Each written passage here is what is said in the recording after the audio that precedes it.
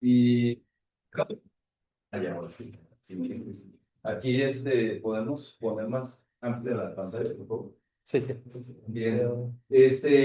Pues les agradezco mucho su presencia y muy contento de estar aquí con ustedes porque pues este es un tema que seguramente nos va a servir a todos.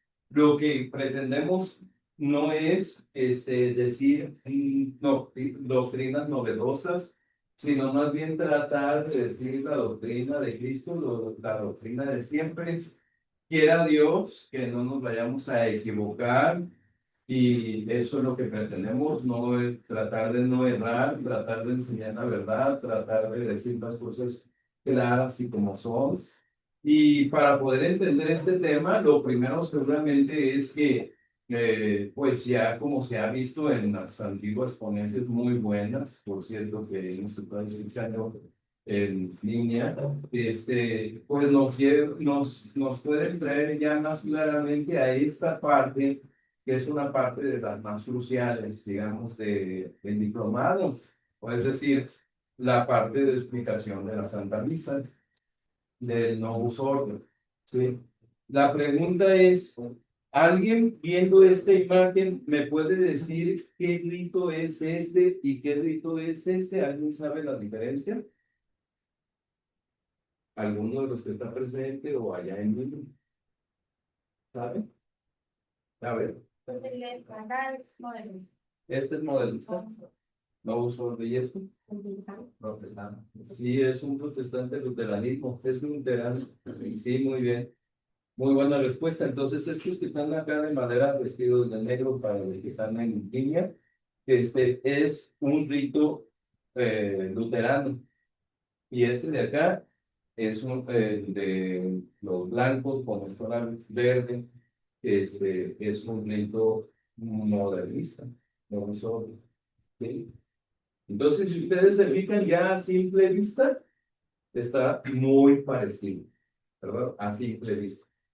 Y sí, es muy importante hablar de que esto pues tiene una historia, ¿no? Es decir, no podemos nosotros llegar solamente a un solo misil para poder explicar así directamente y concreto y directo esto, sino que tenemos que aprender un poquito más acerca de la historia y los invito a profundizar especialmente en el tiempo de el concilio de Trento. ¿Sí? Porque digamos que en ese tiempo, cuando empezaron los protestantes, dígase Martín Lutero, el, el, el discípulo de Martín Lutero Calvino, y luego Zwinglio, y luego Thomas Lauder en Inglaterra, pues ellos empezaron a atacar lo que era la misa de siempre, la misa de muchos. ¿Vale? Por eso el concilio de Trento, en su sesión 22, después lo vamos a ver, define la misa tradicional, la misa de siempre, la misa de...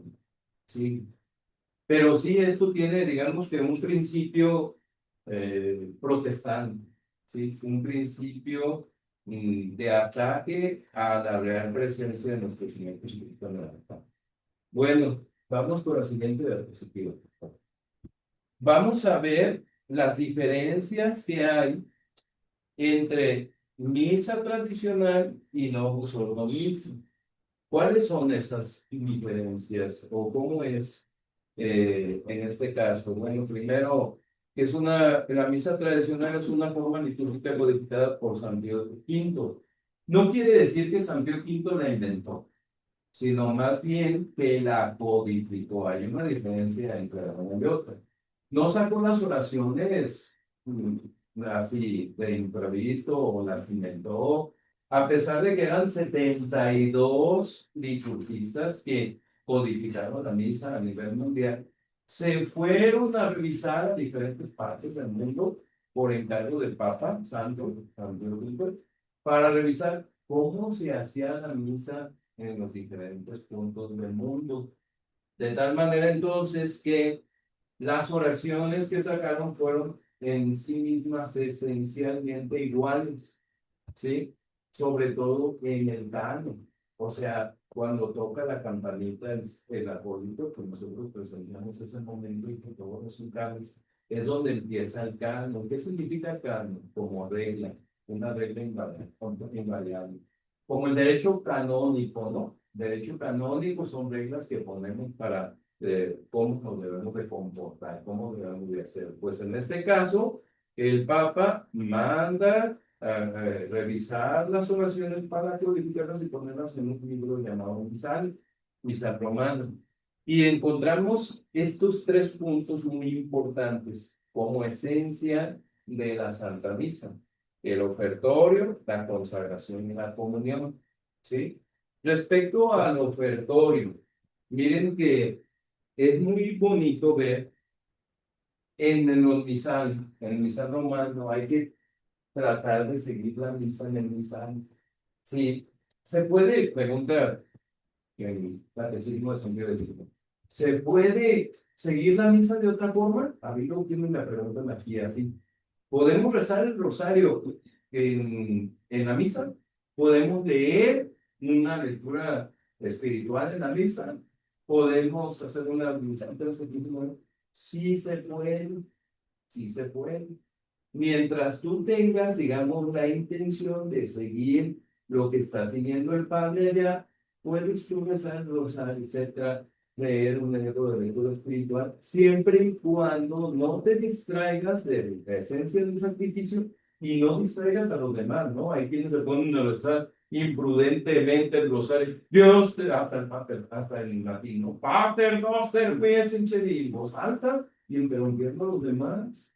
Ay, no, ahí sí no, ¿no? Ese, digamos que ese tiene que ser así como algo muy privado, si puede hacerse, ¿no? Pero la mejor manera de seguir la Santa Misa es usando nuestra misa, ¿sí? Y ahí en el ofertorio, ahorita vamos a ver más adelante la diferencia entre el ofertorio tradicional y el ofertorio de la misa de muchos siglos, desde nuestro Señor Jesucristo en la última cena y después en el Santo Sacrificio, con el ofertorio de nosotros, que lo vamos a ver más adelante.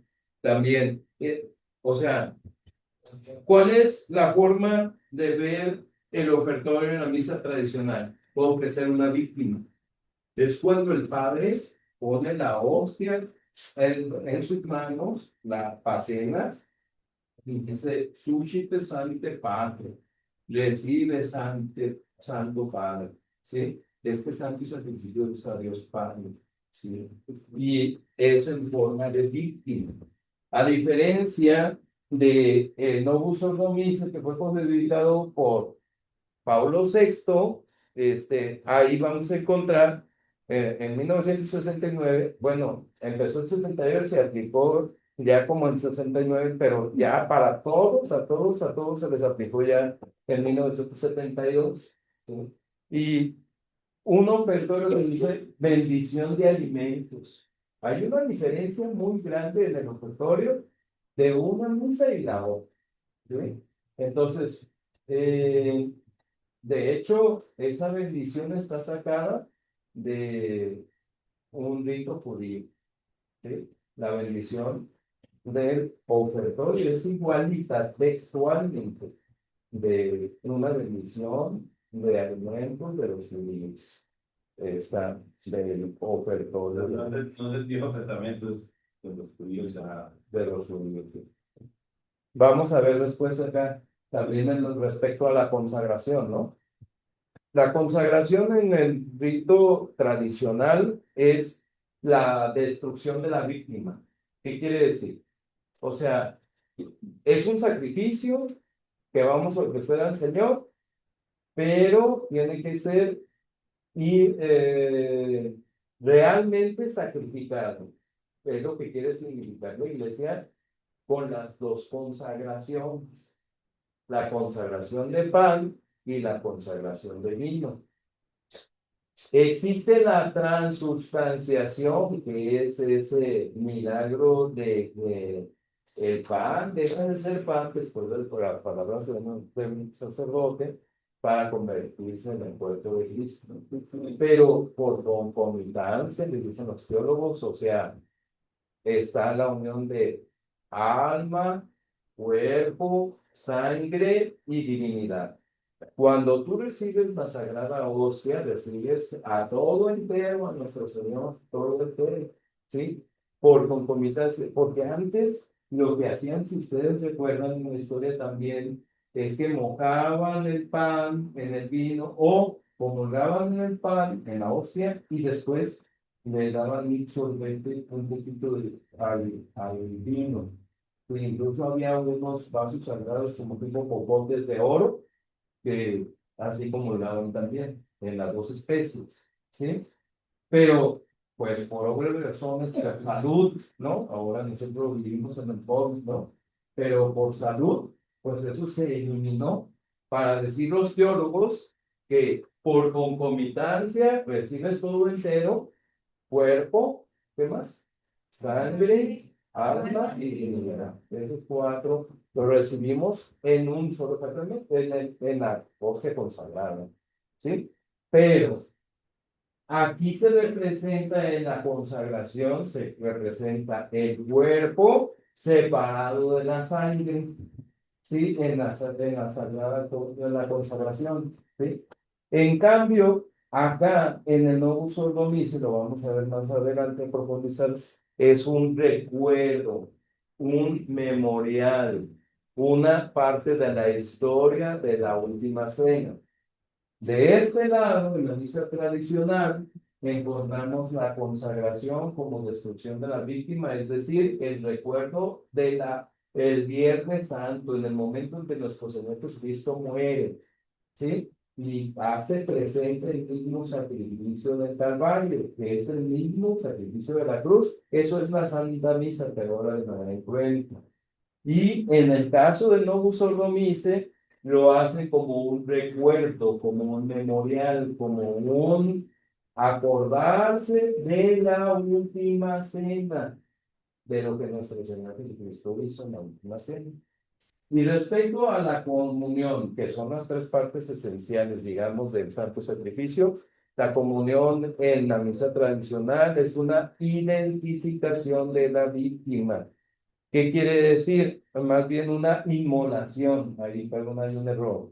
Una inmolación. O sea, es decir, ya tienes ahí a la víctima, ya está separado del cuerpo en sangre y ahora hay que consumirlo.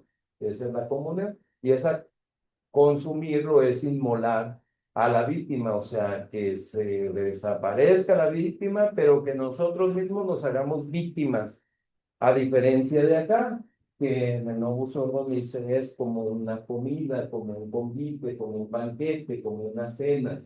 Sí, así es como hay unas diferencias entre los dos. ¿Seguimos? Bien.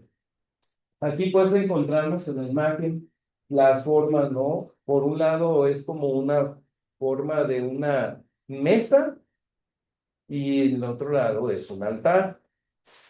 La historia nos habla acerca de estos cambios, ¿no? Que empezaron allá, repito, en el luteranismo, ¿no?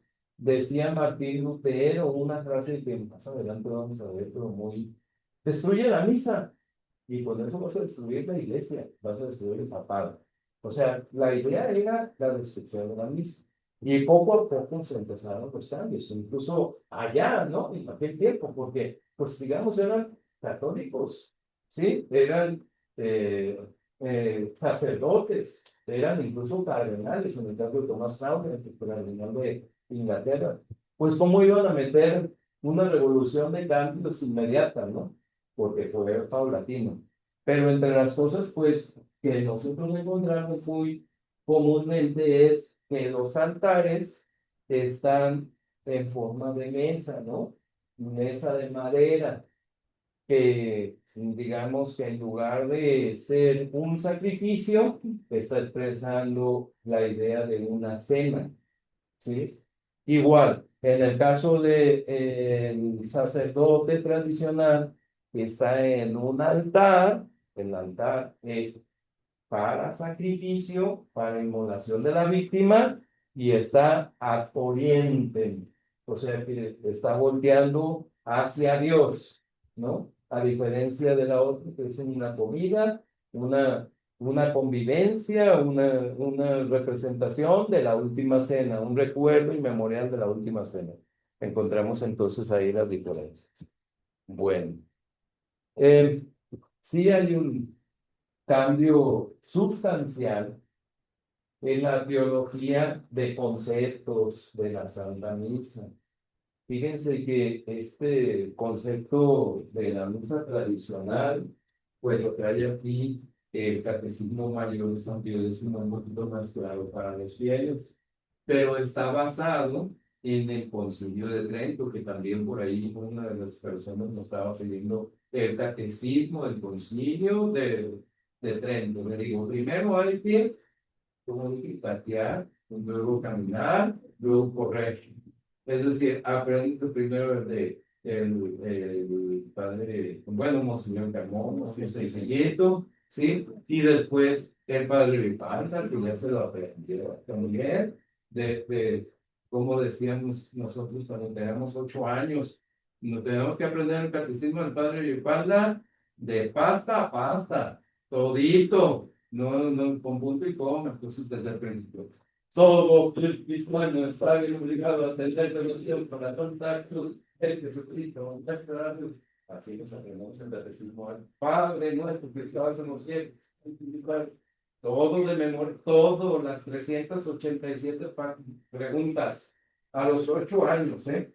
Bueno, entonces, después del Padre y Padre, seguía Catecismo de San Pío X, se lo recomiendo muchísimo, el Catecismo de San Pío X, lo vamos a editar para que todos lo tengamos ya en pero bien machicado, ¿no?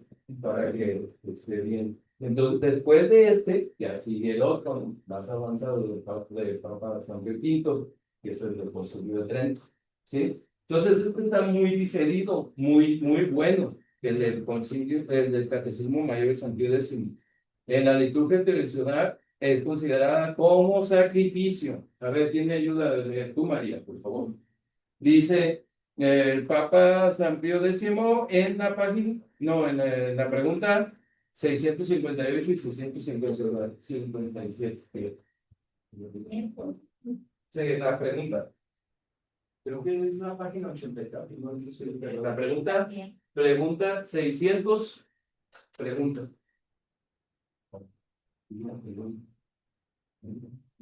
657, creo.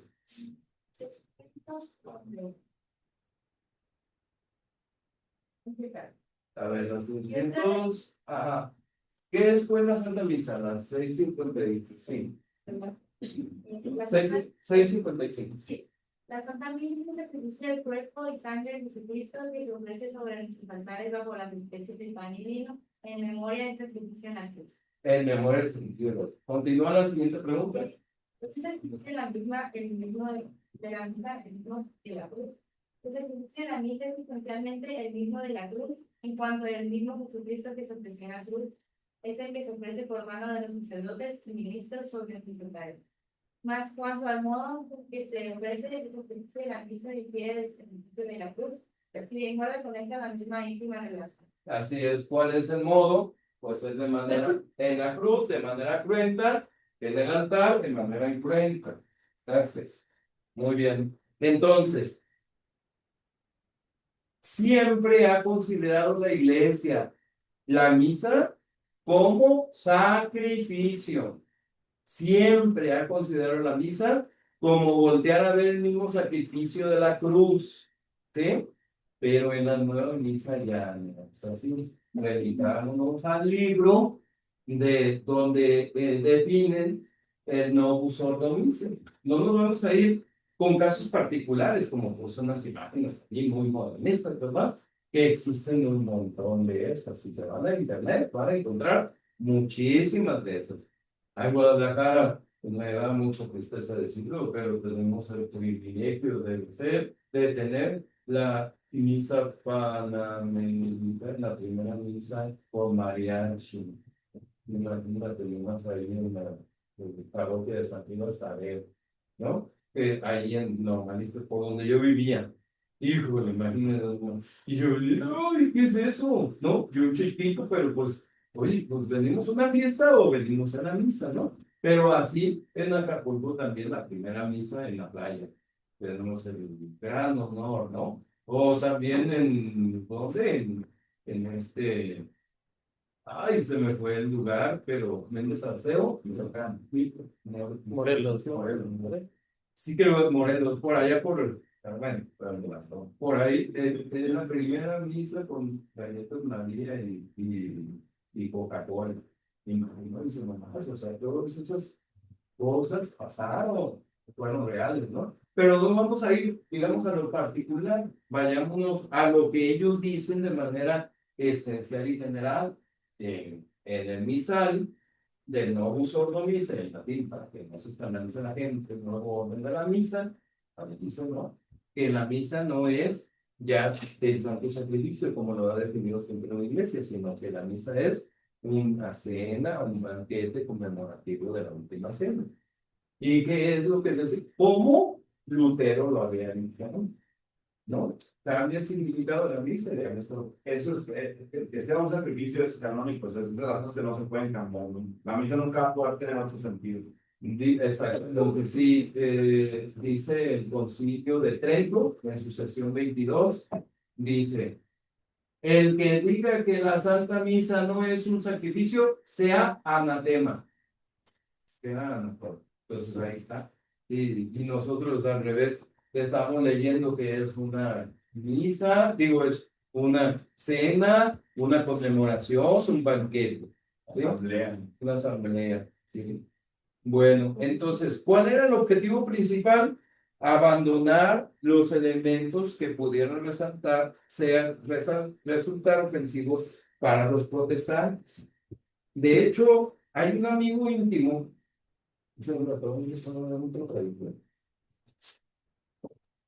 hay un amigo íntimo mm, de Pablo VI que se llama Jean Guiton, amigo íntimo de Pablo VI, pero también era amigo de Lefebvre en aquel tiempo. Pues algunos lo toman como un periodista, en realidad era como un filósofo francés, y dice, la intención de Pablo VI era reformar la liturgia católica que casi debía coincidir con la liturgia protestante. Era una intención ecuménica de ablandar lo muy católico para acercarse a la misa calvinista. Calvino era, como dijimos, el sucesor de Lutero. Entonces, como lo vimos en la primera fotografía, ¿no? Vimos y encontramos que es muy parecido. Es cierto, para los protestantes era una misa muy católica y para los católicos era una misa muy protestante. O sea, era un intermedio entre una y otra. ¿Sí? Y bueno, dicen, pues ahí es donde empezó ese concepto de los hermanos separados, ¿no? Esta misa es para no ofender a los hermanos separados. Y de hecho, pues más adelantito, vamos a ver si aparece en la otra. Ahí está. Esta foto que se ha vuelto muy famosa, ¿no? Es de 6 ministros protestantes que ayudaron como observadores, pero realmente fueron como los que hicieron, los que ayudaron a elaborar la misa, la Novus Ordo Missa, ¿sí? Entonces, muy triste, pues, lo que leemos ahí de Martín Lutero, ahí se lo digo, pero es algo terrible, ¿no? Lo que fue pasando, porque ahí está luteranos, calvinistas, anglicanos, etcétera, ¿sí? El último, en el 6 que está para el vestido como benedictino, ese de blanco, Masturani, se volvió muy famoso, porque una vez que se terminó y se concluyó el Novus Ordo Missa, entonces él dijo, dice, ya no vemos impedimento alguno para celebrar la Santa Misa. Lo que antes nos impedía celebrar como ellos, ahora ya no lo vemos como impedimento. ¿sí? ¿Por qué? Porque pues ya era muy parecido a lo que ellos estaban haciendo, ¿verdad? ¿Mande? Ya eran libres, pues, ya se podían, pues, no había obstáculo para ellos, ¿no? Entonces eso es realmente lo que se trató de hacer a partir del Concilio Vaticano II. Seis observadores protestantes asistieron en calidad de asesores a elaborar esa nueva misa. Es pues terrible, por ejemplo, cuando en las iglesias protestantes dicen, dadas las formas actuales de la celebración de la liturgia católica, parece estar desapareciendo los obstáculos para asistir un protestante a la celebración eucarística, la cena del Señor. ¿Sí? Como ya se adaptaron a nosotros, como ya se adaptaron a lo que nosotros estábamos enseñando desde estos años, ¿sí? Aquí es donde Tomás Claude, él era, bueno, si ustedes se acuerdan, esa parte de la historia que Enrique VIII quería casarse nuevamente, etcétera, y fue en el mismo tiempo en que Lutero se estaba rebelando con las protestas, las 99 protestas que hizo, y entonces fue cuando, como el perfecto pretexto de separarse de la iglesia y hacer la iglesia anglicana, ¿no? Entonces, pero, repito, era un arzobispo católico, ¿sí? Entonces, ¿cómo iba a meter los cambios así de inmediato? Pues no los metió de inmediato, le bastaron solamente 3 añitos para ir cambiando, ¿no? ¿Y cómo cambian? Lo que fue lo primero que cambiaron. Pues en lugar de celebrar en un altar, celebraban en una misa, en lugar de celebrar en latín, una mesa, y en lugar de celebrar en latín o de manera universal, celebraban en inglés, y así. ¿Mande? El idioma de cada uno, sí, el vernáculo, ¿no? Entonces, así lo iniciaron ellos, y pues así es como continuó, o más bien lo retomaron en el Concilio Vaticano II. A partir de eso empezaron a cambios. Seguimos, por favor. Aquí pues, antes de llegar a eso, me faltó tal vez esta referencia. Este cardenal, este libro se lo recomiendo mucho para los que están en digital, se llama Pensando en el examen crítico de Novus Ordo Missa, de dos cardenales muy importantes, ¿sí? El cardenal Alfredo Cardenal Ottaviani y Antonio Cardenal Bacci. Estos dos cardenales, digamos, sobre todo Alfredo Cardenal Ottaviani era el segundo del Papa, ¿sí? Como, digamos, como el secretario, pero más bien un secretario de defensa de la fe, ¿sí? Y entonces era, pues, de los más instruidos. A él no lo banquearon, digamos así, no lo jubilaron, porque él estuvo en el concilio, sí. Ya ven que también Pablo VI, no sé si se les explicaron eso en el concilio, hizo como una purga de los más viejitos, ¿sí? ¿Platicamos sobre ese tema o no? De 75 años y más, va, ¿no? ¿No les dijeron eso? No, no se metió más, pero no había quitado. Ajá, quitó a los viejitos les dijo, ustedes ya sirvieron, ya se jubilaron, bye bye. Ottaviani creo que tenía 73 años, por ahí más o menos. O sea, por eso, que no es la línea, ¿no? Es la rayita. Pero era el segundo de Pablo VI, ¿no? Y entonces él, muy instruido, y junto con los otros cardenales, entre ellos el cardenal Ottaviani Bacci, hablan acerca de este verbo examen crítico. En pocas palabras dicen, ¿cómo podemos celebrar en conciencia esto? ¿Sí? Porque está muy protestantizado, ¿sí? Algo de lo que dice literal, dice, el Novus Ordo Missae representa en conjunto y en detalles un alejamiento notable de la teología católica de la misa, tal como fue definida por la sesión 22 en el Concilio de Trento, que es lo que decíamos, ¿no? El que diga que la misa no es un sacrificio, sea anatema.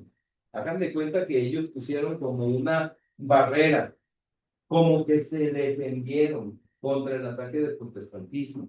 Los padres del concilio, de la sesión 22 del Concilio de Trento se defendieron contra Lutero, Calvino, Zwingli, Towner, todos los que querían revolucionar la misa, y por eso pusieron la misa a perpetuidad en esa bula Quo Primo Tempore, que esa bula, también se la recomiendo que la lean, está en las misales, al principio de los misales donde se celebraron la misa tradicional, la misa en latín, siempre al principio de todos esos misales viene esa bula Quo Primo Tempore del Papa San Pío V del Concilio de Trento, como una defensa para atrincherarse, como una barrera contra el protestantismo, contra las herejías de Lutero. Ahora sí vayamos pues a esta parte. Vamos a ver. ¿Ah? Sí.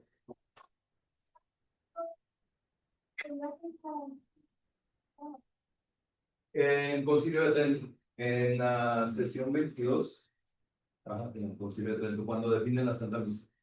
Por ejemplo, de los modernistas. Me imagino que ellos internamente pues saben que simulan una cena, ¿no? Pero externamente a los que les hace saber que es una cena o que es un sacrificio. Que es una cena, que es una conmemoración, que es una, ¿qué?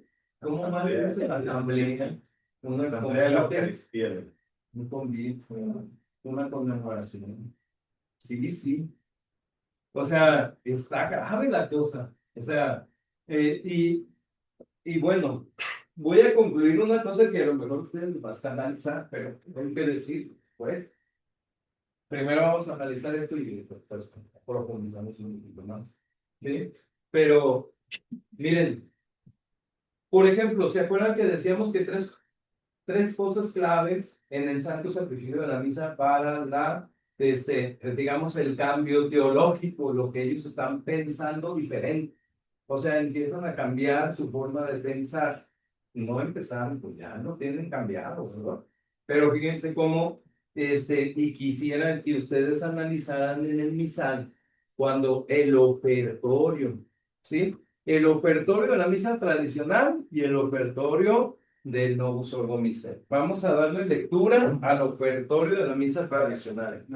Ah, ok, ok. Miren, es esta parte aquí y aquí viene la de los.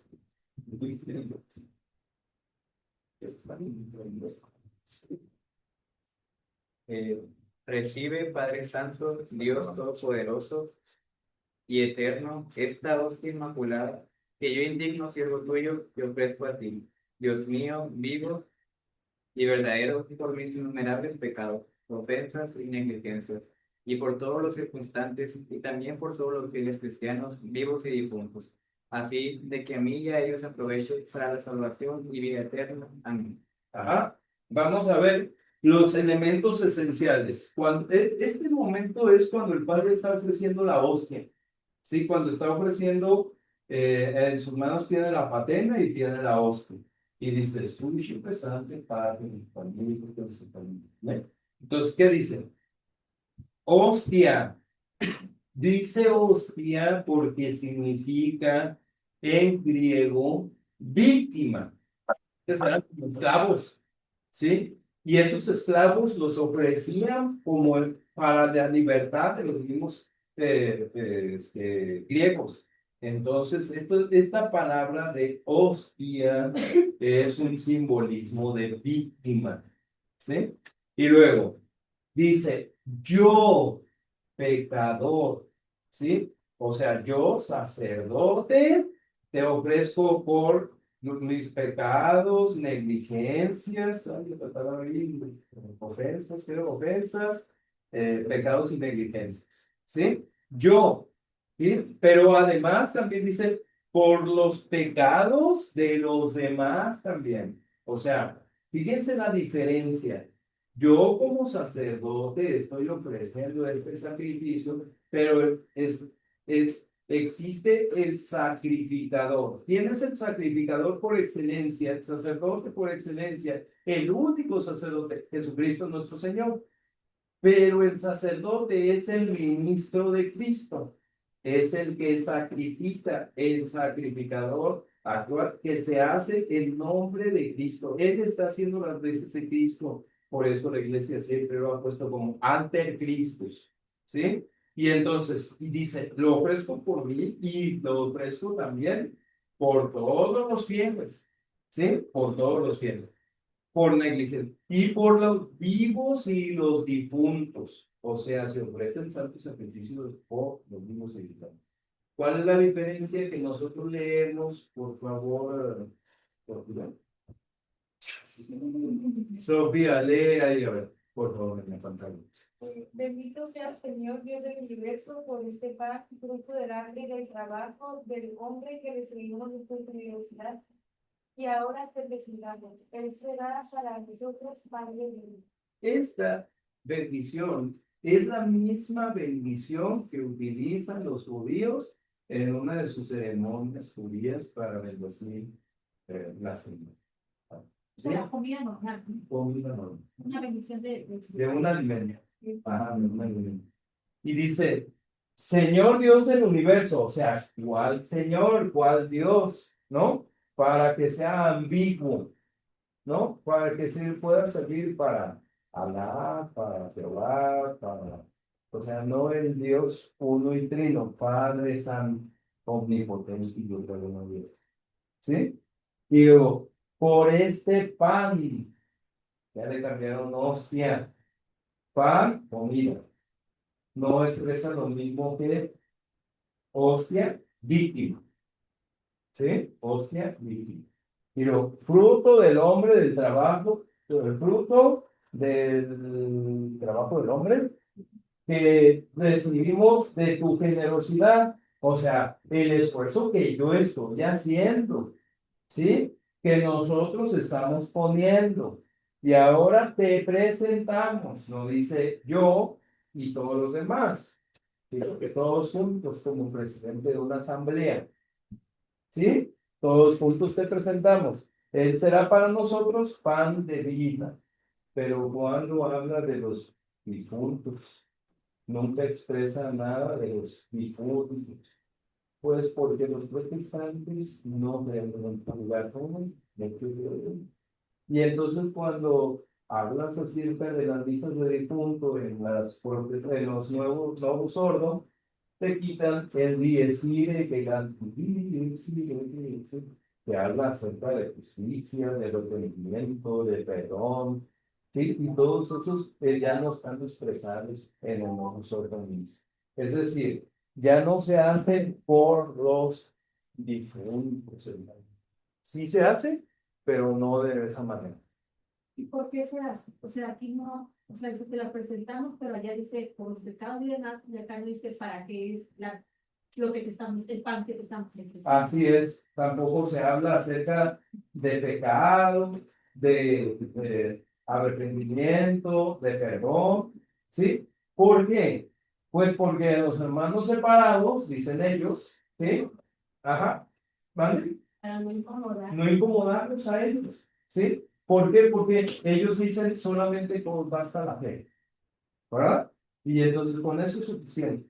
No de que te arrepientas, no te pidas perdón, no te, ¿sí? No te hagas penitencia, etcétera, ¿no? A ver, ahora vamos con el otro. Esta es la consagración, ya lo vamos a terminar, ¿eh? En la misa tradicional significa transubstanciación, es un dogma, ¿no?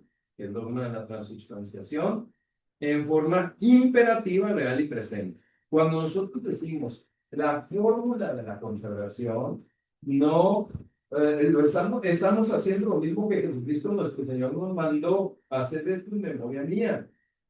¿Sí? Entonces, se cree realmente en la transubstanciación, que el pan deja de ser pan y se convierte en el cuerpo de nuestro Señor, real y presente. Pero en el Novus Sordo Mise es un recuerdo, un memorial, ¿sí? Es como un acordarse de lo que pasó antes. Y entonces estamos hablando de manera narrativa, ¿sí? De manera, digamos, como un suceso pasado. Eso es lo que está pasando ahí y así lo entienden, así lo predican.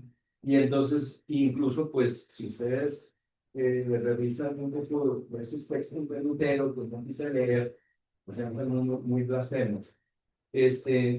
Pero entre ellos habla de que Ya no está Dios presente en la Eucaristía, sino más bien nada más en el momento de la misa. Eso es lo que ellos trataban de interpretar, ¿sí? De que se hacía presente ahí, pero ya después no dejaban el Santísimo porque no creían en la presencia real de nuestro Señor, ¿sí? O sea que entonces, efectivamente, nada más era más en el recuerdo, en la memoria, ¿sí? Y así lo dejaban. Pues algo parecido está pasando ahora acá, ¿no? ¿Dónde están los agrarios? Ya no están. Ajá. Y ahora ya los ponen de lado.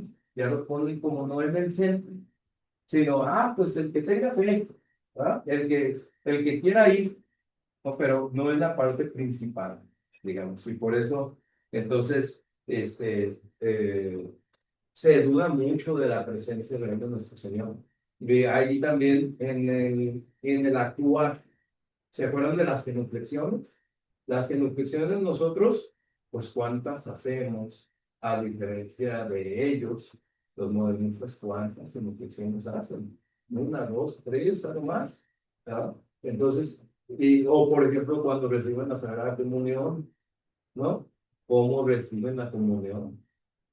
Hasta ahora se está promoviendo más que en la mano también, ¿verdad? Entonces, ya no era con la debida compostura, con velo, falda, etcétera, no de rodillas, ya no, etcétera, ¿no? Entonces ahora es de pie, en la boca, pero en la mano, etcétera. Entonces, pues aquí está directamente en las acciones, yendo contra digamos, dogma de la transustanciación de la presencia real. Toda la solemnidad. Toda la solemnidad de lo real y presente en la Eucaristía, ¿no? No, no la niegan abiertamente, pero dan a entender con las obras de la forma narrativa, como una historia, como una conmemoración. Padre, pero ¿estará realmente el Señor en lo que se ve? Buena pregunta que se responderá en la siguiente plática. Pues a lo mejor se lo hacen así, no hay problema. No, ahí va, es que esa es la conclusión a donde voy a llegar en esta plática. Dale la siguiente, que es la última diapositiva, y les voy a decir algo que tal vez nos pueden escandalizar, ¿eh? Pero que creo que una gente bien formada como ustedes no se va a escandalizar. ¿Eh? Va. La comunión. Dice, en la misa tradicional es inmolación, Eucaristía y sacrificio. ¿Qué significa inmolación? Ya dijimos que se tritura y se desaparece la víctima. ¿Cómo lo desaparecemos o cómo la hacemos nuestra? Es más, o sea, todas las religiones, hasta el siglo XX todavía, pero ahora ya es un terrible con el ateísmo y la indiferencia religiosa, etc. Pero todas las religiones antes tenían siempre el concepto de sacrificio. Hasta los aztecas, acá con nosotros, ¿no? Sacrificaban y le ofrecían a sus dioses y hasta sacaban el corazón y el mundo le mordían pues, para hacerse parte de esa víctima, pues, o se embarraban de sangre, etcétera, ¿no? Era una forma para adorar a sus dioses, paganos, ídolos, ¿no? Paganos, lo pongo entre comillas para los que están allá. Pero entonces, nuestro Señor se inmoló en la cruz por nosotros, o sea, murió verdaderamente y fue triturado por nuestros pecados, ¿no? Entonces, lo mismo, esa víctima sagrada que ya se ha sido sacrificada, pues ahora se hace parte de nosotros. Y San Agustín dice palabras impresionantes. Nos divinizamos, como que nos hacemos parte de Dios. No como un panteísmo, no como un dinamitismo, sino como algo como adoptados, ¿no? Como hijos de Dios en adopción, pero más que una adopción.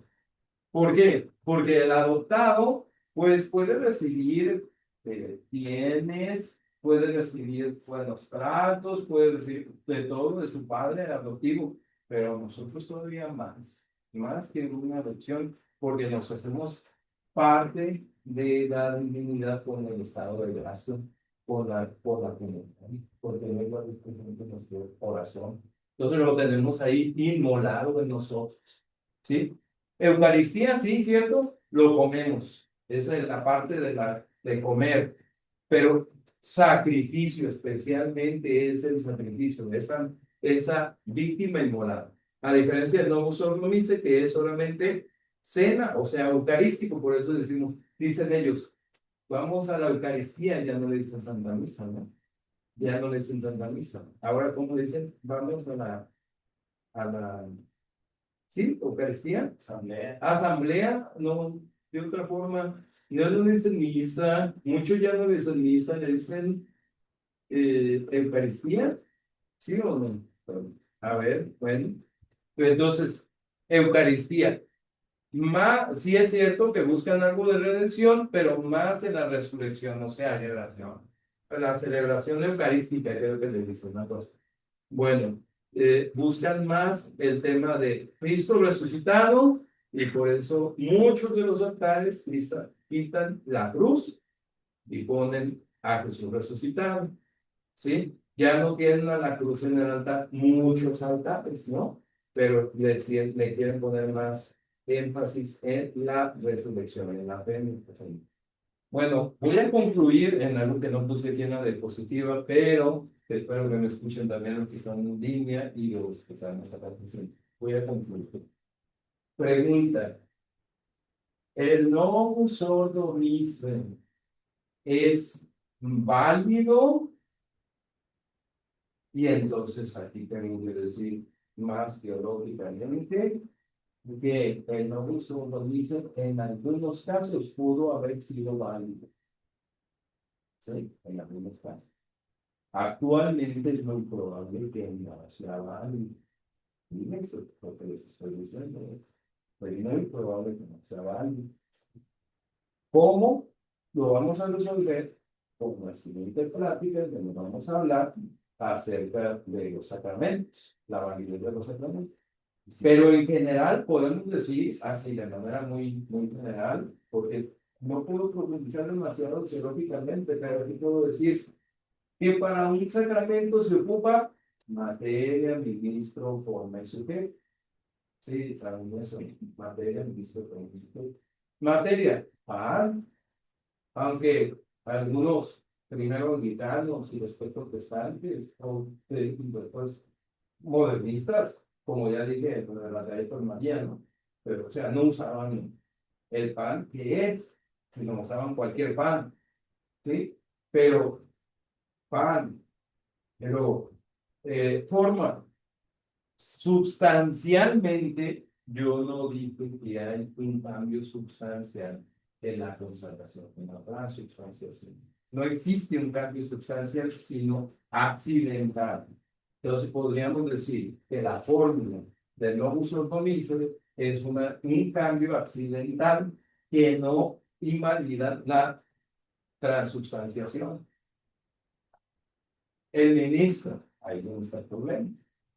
Se puede decir realmente que hay sacerdotes en el modernismo, ese es un problema muy de fondo, que tenemos que analizar muy de fondo, pero lo más probable es que no haya sacerdotes ya con esa sucesión apostólica. Es lo más probable, ¿sí? Digamos, con todos los argumentos que podemos dar de los cambios de los sacramentos. La orden sacerdotal también se cambió. Orden sacerdotal sí se cambió, pero en lo accidental, ¿sí? Es decir, no en lo sustancial. ¿Qué es lo que se cambió en lo sustancial? La consagración episcopal. ¿Casualidad o causalidad? Causalidad, que fue la consagración episcopal, la que sí cambiaron esencialmente y lo podemos demostrar, pero claro, con un estudio, ¿no? Entonces ahí es donde tenemos un problema. Pero ¿qué hay que aquellos sacerdotes que fueron ordenados y consagrados válidamente por un ministro válido? ¿Sí? Es decir, vamos a poner el ejemplo de un sacerdote que tiene actualmente 85 años de edad, 80 años de edad, y que fue consagrado allá, antes de los cambios, ¿no? O antes y celebran un sodomismo. Pues, eso lo vamos a ver. No, es que es muy probable que sea. Es muy probable que sea. Porque no hay cambios esenciales en la fórmula. Pero, y él que fue instruido con instrucción de sacrificador, sacerdote, ministro, sacrificador, a diferencia de los que actualmente son instruidos como, dijimos, como presidente de la asamblea, como una cena, como ¿sí? Una inmolación. Tomando la pregunta de Agustín, o sea, cuando se empiezan a dar los cambios, pues a la gente no le podían decir todo esto así tal cual, porque no se lo está lamentando, ¿no? Creo que nada más lo hacían como apelando a la obediencia y que era mejor para la gente, que la gente. Se le vendían una idea de que era bueno para la gente, y ya si alguno le escarbaba un poquito más, pues pero ya se puede que no, pero la mayoría de las personas, pues, por obediencia. Los recibieron como un cambio, digamos, paulatino, normal, ¿sí? Se me hace que ya se le acabó la pila, a diferencia del suyo que sí está prendido. Desde hace rato. Así que, bienvenidos a los... Bien, sí, efectivamente, se hicieron los cambios de manera paulatina. El tema es, el ministro. El ministro debe de tener también la intención de lo que hace la iglesia. La pregunta es, ¿cuál es la intención actual de qué iglesia? ¿Verdad? Ese es entonces el tema, ¿no? Que ya es realmente sacrificio lo que pretenden hacer o han cambiado de formas, ¿no? ¿Qué es lo que instruyen? ¿Cómo instruyen? Tú pregúntale a un sacerdote modernista, de esos de los que se dicen jóvenes, ¿verdad? Pero ya, seguramente ya de 60 años y no saben el concepto de misa y hacen, pues, una celebración, hacen una conmemoración, hacen una cena, ¿sí? Entonces, ay, caray, ahí es donde ya está también. Y que seguramente si acaso fueron ordenados por un obispo válido con cambios no esenciales en la ordenación sacerdotal, sin embargo, tal vez ya no, pues, o sea, ya es muy particular lo que tendremos que analizar, ¿verdad? Lo cierto es que no usó misa, y esto sí lo puedo decir con toda propiedad, no es ya una misa católica, se aparta de la teología cristiana, no es una misa que agrada a Dios, es una misa que se acerca y es hereje, ¿sí? Y no podemos nosotros asistir a una misa tal. ¿Por qué? Porque ofende gravemente a Dios. No podemos.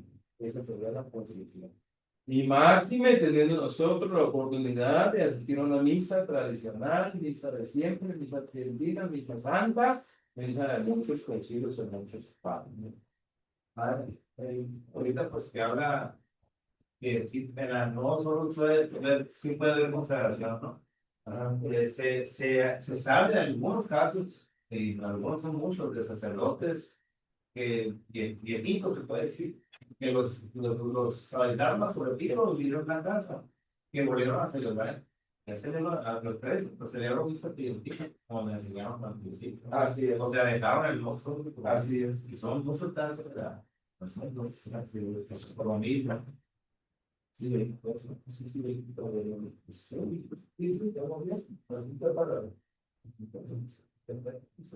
bueno, pues sí, efectivamente, sí habrá algunos casos en particular.